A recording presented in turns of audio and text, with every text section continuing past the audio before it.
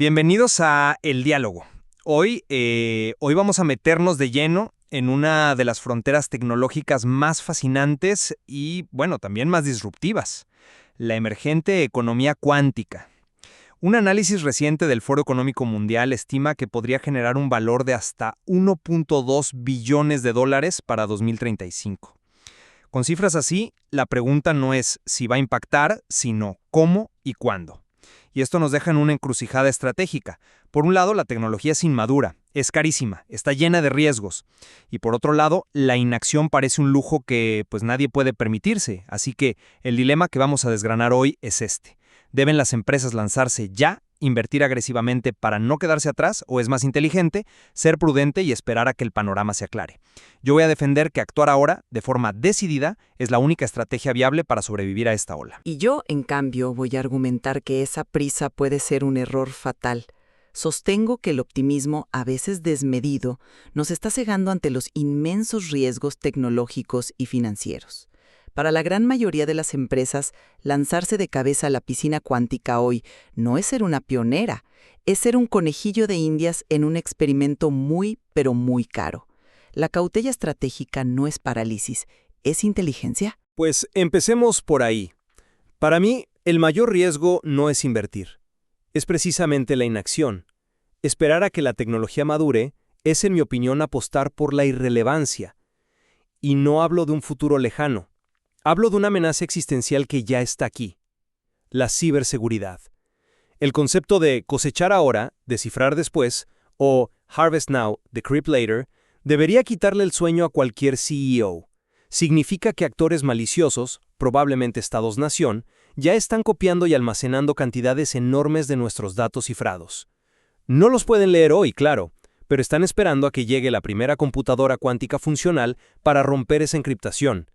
Estamos hablando de secretos comerciales, de datos financieros, de propiedad intelectual, activos que el propio Foro Económico valora en $1 billón anuales. Protegerlos no es una opción, es una cuestión de supervivencia. Y mientras unos esperan, otros, los pioneros, están creando lo que yo llamo una brecha cuántica insuperable, no solo en tecnología, sino en talento. Entiendo perfectamente la urgencia que planteas, y es un argumento poderoso, no lo niego.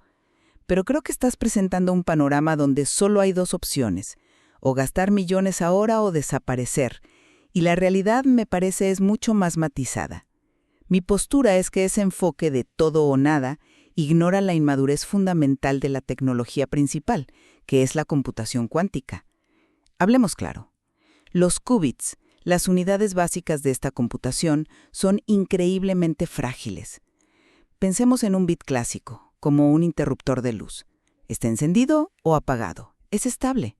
Un qubit, en cambio, es más como una delicada burbuja de jabón flotando en el aire. Puede ser una mezcla de ambos estados, lo que le da su poder, pero el más mínimo soplo de viento, lo que los físicos llaman ruido o de coherencia, y la burbuja estalla, el cálculo se pierde. Ahora, imagina intentar construir una supercomputadora con millones de estas burbujas sin que ninguna se rompa. Ese es el tamaño del desafío de la escalabilidad del que todos hablan, pero pocos dimensionan. Y a esto súmale costos de I+D astronómicos, una escasez brutal de talento y un campo minado de patentes y regulaciones de seguridad nacional. Invertir masivamente ahora es apostar en un casino donde ni siquiera sabemos si las cartas están marcadas. Veo el punto, y el desafío técnico es real, nadie lo discute. Pero me parece que te estás centrando solo en la parte, digamos, más lejana del horizonte, y desestimas el valor que se está creando hoy.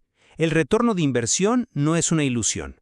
Menciona los riesgos, pero, ¿y las oportunidades tangibles? En el campo de los sensores cuánticos, por ejemplo, esto ya no es ciencia ficción. Sandbox AQ está usando magnetómetros cuánticos para hacer evaluaciones cardíacas no invasivas.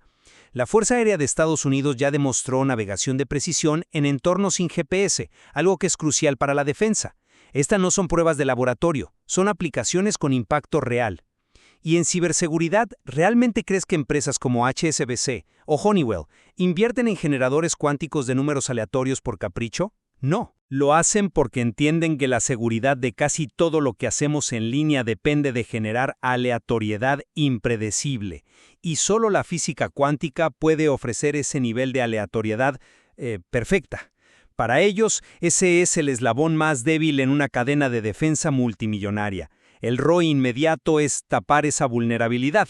A ver, es que creo que ahí está la clave de nuestro desacuerdo. Estás mezclando tecnologías con niveles de madurez radicalmente distintos. Y eso, estratégicamente, es una falacia.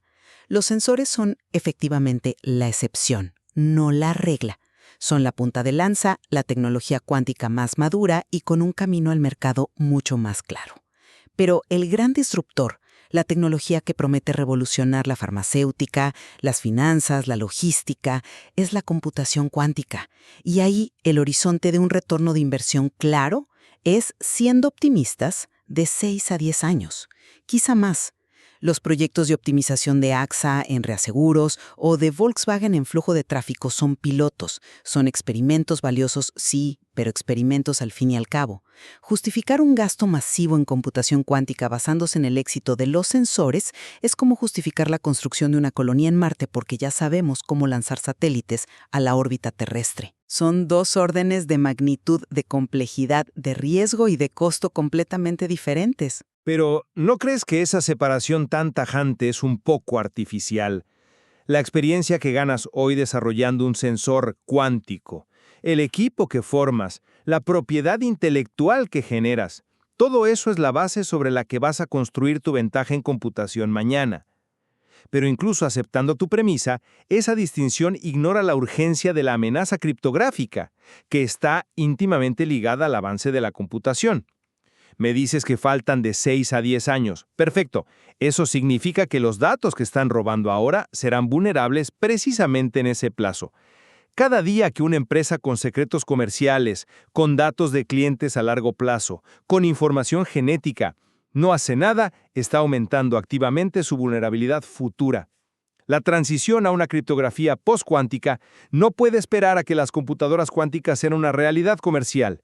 Para cuando eso pase, el daño ya estará hecho. Nadie discute la realidad de la amenaza, en eso estamos completamente de acuerdo.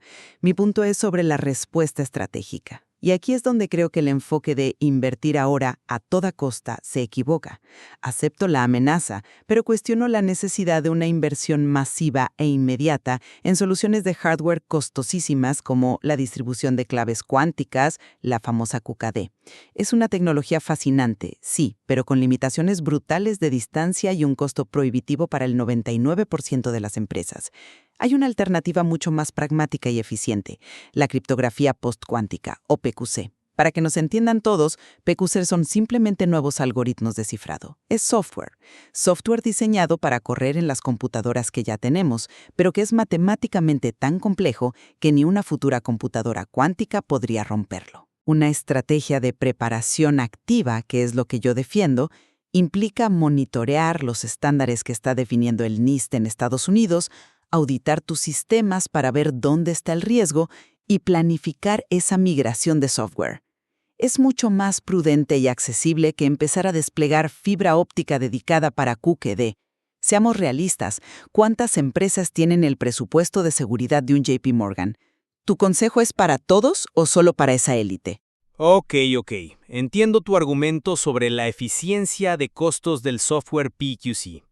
Es un punto válido. Pero incluso si tienes el software perfecto, ¿quién lo va a implementar? ¿Quién va a auditar esos sistemas complejos y mantenerlos? Y eso me lleva a lo que creo que es el verdadero cuello de botella que tu estrategia de espera activa no resuelve. La gente, el capital humano. Porque cuando esta tecnología, ya sea PQC, QKD o la computación cuántica, esté lista para un despliegue masivo, las empresas que invirtieron temprano ya tendrán equipos consolidados, tendrán expertos con años de experiencia práctica, habrán creado una cultura interna y una base de conocimiento que simplemente no se puede comprar en el mercado. Para los que lleguen tarde, el talento ya no estará disponible. Se van a encontrar con un mercado laboral desierto, donde los pocos expertos que queden costarán una fortuna. La brecha cuántica de la que hablaba al principio será, fundamentalmente, una brecha de talento insalvable. Es un argumento poderoso, lo reconozco. El talento siempre es clave. Pero, ¿no hemos visto esta película antes? La historia de las grandes transiciones tecnológicas muestra a menudo un patrón diferente. Esto me recuerda mucho a la carrera por la inteligencia artificial en los años 80. Hubo una explosión de inversión en sistemas expertos y hardware especializado como las máquinas Lisp, que terminaron siendo callejones sin salida tecnológicos. Las empresas que se lanzaron de cabeza y apostaron todo a esa primera ola perdieron fortunas. Las que esperaron, observaron y luego apostaron por el aprendizaje automático sobre la infraestructura de la nube son las que dominan hoy. Ser la primera no siempre significa ganar. A menudo significa ser la primera en cometer los errores más caros. Las pioneras asumen todos los costos de formación, de experimentación, de los fracasos. En esencia, pagan la matrícula de toda la industria. A medida que la tecnología madura, se vuelve más accesible. Piensa en el acceso a la computación cuántica a través de la nube que ya ofrecen IBM o Google, y el conocimiento se democratiza. Las seguidoras rápidas pueden contratar talento de un ecosistema mucho más maduro, beneficiarse de las lecciones aprendidas y evitar apostar por plataformas que pueden quedar obsoletas. Mira, esa analogía es interesante, pero no me termina de cerrar. La cuántica no es como la IA de los 80 o el cloud. La física fundamental que hay debajo es contraintuitiva y mucho más compleja. La curva de aprendizaje es casi vertical. No es algo que un equipo de desarrolladores pueda aprender en un curso online de 6 meses. Construir esa intuición cuántica lleva años. Por eso, a pesar de los riesgos que has delineado con mucha claridad, sigo pensando que una estrategia proactiva es la única opción. Y proactivo no significa firmar un cheque en blanco, significa lo que el Foro Económico sugiere: empezar hoy con un plan estratégico, hacer una evaluación seria de riesgos y oportunidades específicos para tu industria, lanzar programas piloto con una inversión controlada para empezar a ensuciarse las manos y, crucialmente, comenzar a construir un núcleo de talento interno, aunque sea pequeño. La inacción, disfrazada de prudencia, es en realidad la apuesta más arriesgada de todas. Una apuesta segura a la irrelevancia. Ya llego a una conclusión distinta. Y repito, la cautela no es parálisis. Los riesgos tecnológicos, financieros y de talento que hemos discutido son inmensos y no pueden subestimarse por el entusiasmo que genera la promesa de la tecnología. La estrategia más inteligente para la mayoría no es una carrera ciega por ser la primera, sino un enfoque de espera activa y preparada. ¿Qué significa eso? Monitorear de cerca los avances, experimentar a muy pequeña escala para entender las implicaciones para tu negocio, sí, pero sobre todo, prepararse para una adopción rápida y decidida en el momento en que la tecnología y el mercado demuestren una viabilidad clara. Es tener el motor encendido y el mapa estudiado, listo para acelerar cuando la luz se ponga verde, en lugar de gastar gasolina dando vueltas a la manzana en la oscuridad. Entonces, parece que, a pesar de nuestras diferencias en el cómo y el cuándo, coincidimos en algo fundamental. Ignorar la revolución cuántica es un error catastrófico. El verdadero diálogo estratégico, como bien se desprende del análisis que nos convoca, no es sobre sí participar, sino sobre el ritmo y la escala de esa participación. Exactamente. La decisión de ser una pionera que asume riesgos o una seguidora rápida e inteligente es increíblemente compleja. No hay una única respuesta correcta. La estrategia dependerá del perfil de riesgo de cada industria, de la sensibilidad de sus datos y, al final, del apetito y la visión estratégica de sus líderes. Lo único seguro es que es una pregunta que todos, sin excepción, deben empezar a hacerse ya.